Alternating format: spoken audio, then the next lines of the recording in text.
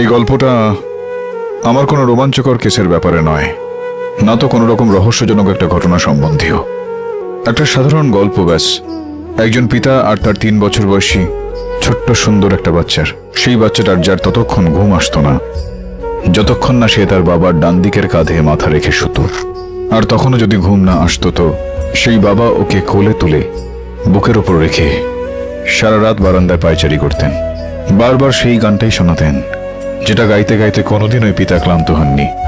আর শুনতে শুনতে ওই বাচ্চাটা নিজের দীর্ঘদিনের রাখা গোফটা শুধুমাত্র সেই কারণেই কেটে দিয়েছিলেন যে ওই গোফ বাচ্চাটার গায়ে লাগতো। একটা সময় এরকম ছিল যখন 8 বছরের ছিল ওই বাচ্চাটা। গ্রামে আকাল পড়লো, ঘরে খাওয়ার জন্য এক ফোঁটা কিচ্ছু নেই। ওই বাচ্চাটা নিজের পুতুলটা নিয়ে, যে পুতুলটার নাম খুব ভালোবেসে নিলাম রেখেছিল, ওই পুতুলটাকে নিয়ে ওর বাবার কাছে গেল আর বলল যে, বাবা, মায়ের গয়নাগাটির সঙ্গে এই পুতুলটাকেও বিক্রি করে দাও, ঘরে হয়তো কিছুটা পয়সা আসবে। কিছু সময় আরো কাটলো। ওই বাচ্চাটার বয়স 13 বছর হলো। স্কুলে প্রবন্ধ রচনা করতে দেওয়া হয়েছিল। প্রবন্ধের বিষয় ছিল আমার জীবনের সব থেকে প্রিয়। আর প্রত্যেক কটা সব ছাত্র নিজেদের মায়ের ওপর সেই প্রবন্ধ লিখল। শুধুমাত্র ওই ছাত্রটাই লিখল আমার প্রিয় বাবা।